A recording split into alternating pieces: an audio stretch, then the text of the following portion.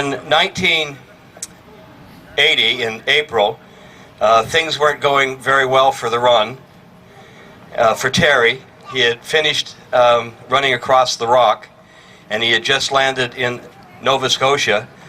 And I talked to him, he was in a payphone. There were no such things as cell phones back then. And I said, when you come to Ontario, what would you like to do? And by the way, I had just moved to Toronto from a small town. And I was a young guy in a big city. And he said, well, I'd like to meet Trudeau. I want to go to the CN Tower. I want to throw a baseball out at the... No, he didn't say that. I want to go to a Blue Jays game. I want to meet Bobby Orr, and I want to meet Darryl Sittler. And I hung up the phone, and I went, how am I going to do that? And I figured I came from a world, the worst anybody can say to you is no. So we immediately got on the phone, and the first person to say yes was Darryl Sittler. Bobby Orr was in Europe, said, I'll catch up to you later on. The Blue Jays said yes. The CN Tower said yes. Trudeau said yes. But his real hero was Darryl Sittler. They asked me to tell a couple little stories, and I don't want to bore you, but I will tell you the one story about the day.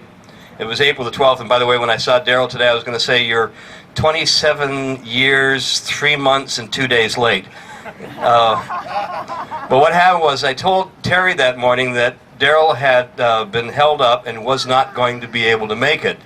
And I don't know if Darryl even remembers this, but I was in the room next to where Terry was, and he came running. Darryl Sittler come in and said, I've got to change. And the other guy that was with me said, who the hell is that guy? This is my room. It was Darryl Sittler. And we went in the other room, and we waited, and about 5 minutes later, Darryl came in and said, anybody want to go for a run? And I may be telling your story, I'm sorry. But the one story that he may not remember, we started off from the Four Seasons Hotel, who were one of the original sponsors of the run. And as we were running down University Ave, Terry led the way, and then behind him was Doug, his very best friend, and Darryl Fox, his brother, and Darryl Sittler and Judy. But needless to say, Darryl was, and I was supposed to introduce him. They gave me this whole long list. All I can say is I think he was one of the best hockey players to ever play the game.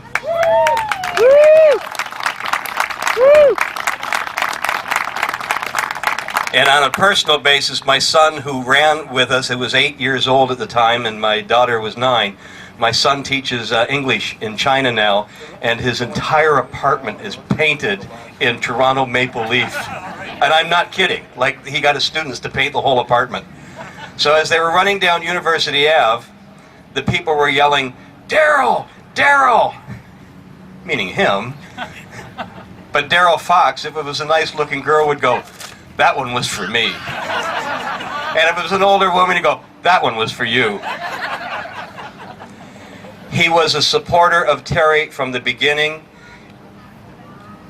On the stage in City Hall, it was the biggest reception we ever got at City Hall in Toronto. And Darryl Sittler was there at the beginning, and 27 years later, he's still here. Please welcome Darryl Sittler.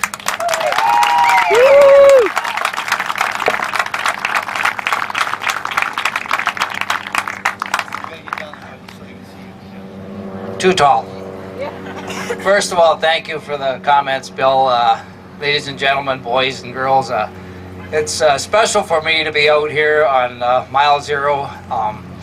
As you know, Terry Fox touched my life, as he did many Canadians and many people throughout the world. And he was a guy with great humility, great character, and just a good person that had a dream and a goal with the idea that maybe someday he could help other people with cancer. And obviously with the over $400 million that's been raised, and obviously there's been a lot of volunteers and a lot of people done a lot of hard work to do that. And 6 years ago I lost my wife Wendy to cancer, and obviously anybody who's been touched by cancer knows what it does to people's lives. And at this point I'd like to introduce my new wife Luba, and we certainly were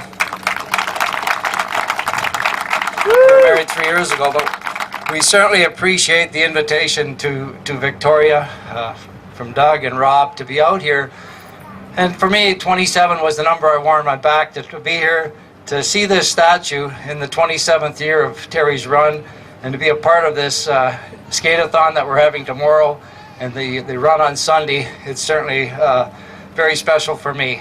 Terry's picture sits in my home, and there's not a time that I don't go by and appreciate what he's done for my family and for all those who have cancer, and for all those people who need the dollars to do the research to help all of us. So it's a wonderful time to be here. Judy, it's good they sent a leaf out to get the job done. Trevor tried hard, but I think you're gonna appreciate this haircut. But I'm happy to be a part of it. I know there's thousands. There's going to be over 1,000 Canadians shave their head, and obviously it's to keep that tradition going to fulfill Terry's dream and to find a cure for cancer someday. So thank you very much. Look forward to the weekend.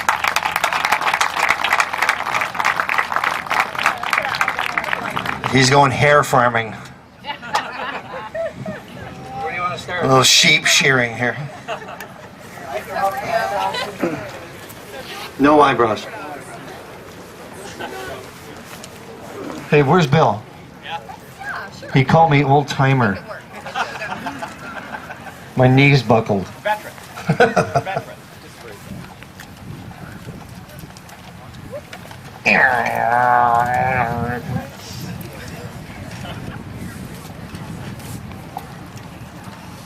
Don't stand upwind. There's going to be hair going. Can I have a little hair cutting music, please? Right down the middle. Barbara Figaro. You're going to do a reverse mohawk, aren't you? Ooh. Ooh.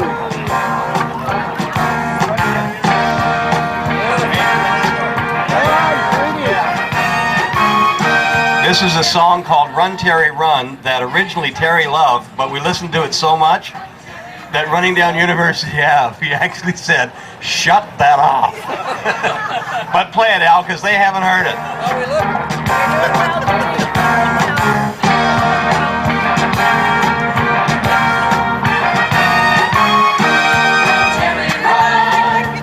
Well, you know Trevor Linden. You're going at it. Judy.